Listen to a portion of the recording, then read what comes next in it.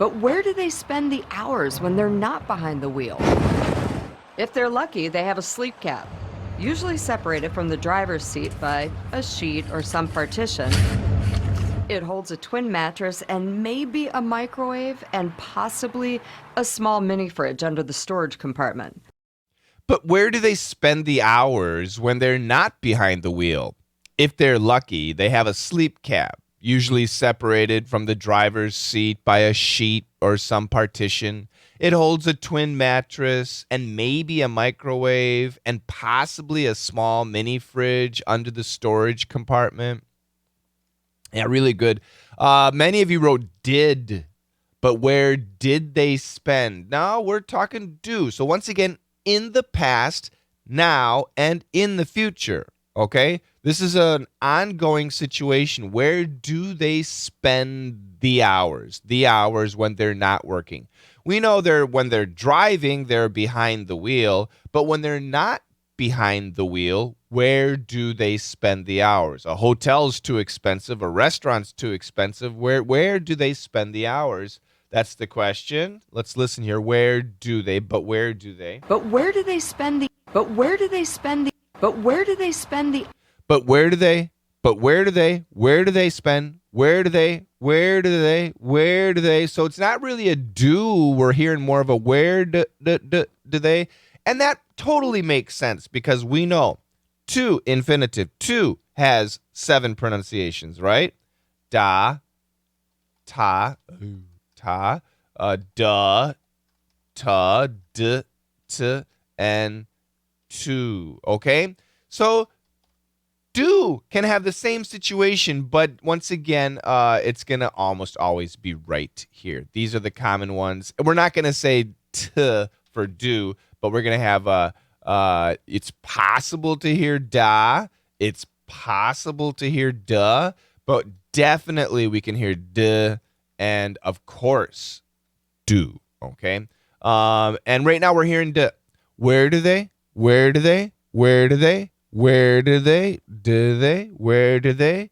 But where do they spend the hours? Spend the hours. But where do they spend the hours when? But where do they spend the hours? Spend the hours. Spend the hours. Spend the hours. Spend the hours. But where do they spend the hours when they're not behind the wheel? When they're not behind the wheel. We hear that N canceling out that TH, right? When they're. So basically the sound is like when they're. Strong sounds are what? SNL. Weak sounds are what? DTTH. You guys should know that. If you don't know that, next lesson we'll talk about that, the strong sounds and weak sounds a lot. Let's go for it. When they're not behind the wheel. When they're not. When they're not. When they're not. When they're not. When they're not. When they're not. When they're. We don't hear the TH. When they're not behind the wheel. Behind the wheel. Behind the when wheel. When they're not behind the wheel. If they're lucky, they have a sleep cab. If they're lucky, they have a sleep cab. Yeah, lots of little articles missing. Don't miss your articles. Mattress, cab, singular noun. We need something, okay? If they're lucky, they have a sleep cab. If they're lucky, they have a sleep cab. A sleep cab. If they're lucky, they have a sleep cab, usually separated from the driver's seat. Usually separated from the driver's seat. Lots of people miss this. That's okay. Driver's seat. Driver's seat, okay? But this is a Z sound. This is an S sound. These sounds are going to blend together. And there's a little bit of Z, but a lot of S. So driver's seat. Can you see the transition? I'm going from Z vibrated to S aspirated. Listen. Driver's seat. You can hear that transition, right? Okay? So when we have similar sounds next to each other, we don't cancel anything, but the emphasis goes on the second sound. So it's going to be driver's seat, driver's seat. A lot more S than there is Z. And I like to tell you 20-80, 20% Z, 80% S, but it can be as much as 199. 1% Z, 99% S, driver's seat. And if it's 199, do we hear the Z? No. But the reason I teach it this way is because I want you to understand the Z is not canceled. It's there. We're just hearing S. Okay, so yeah, this is really difficult. But in the future, driver's seat, passenger's seat. Okay, is it possible to just use no S? Yeah, and like an adjective form. Yeah, that is possible, but don't. Okay.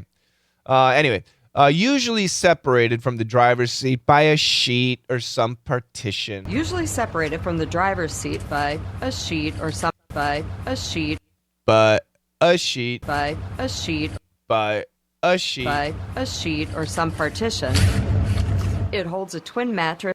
It holds a twin mattress. Once again, it's clear. It holds a twin mattress. It holds a twin mattress. It holds a twin mattress and maybe a microwave. And maybe a microwave and possibly a microwave. It holds a twin mattress and maybe a microwave and possibly.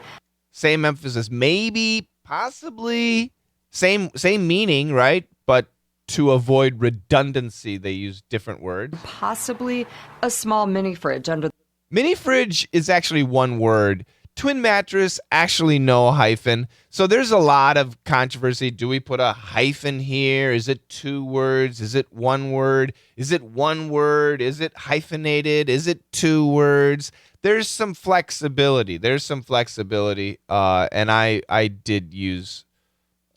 tried to follow the main rules, but we'll talk about that a little bit more tomorrow. Possibly a small mini fridge under the storage compartment. Under the storage compartment. Great job here. This is not easy. Yeah, great job. 2 times. But where do they spend the hours when they're not behind the wheel? So think about it. If you've got a guy driving from Los Angeles to New York, that's going to take several days. So when they're driving, but then when they sleep, where do they sleep? At a hotel? That could be expensive, right? If they're lucky, they have a sleep cab.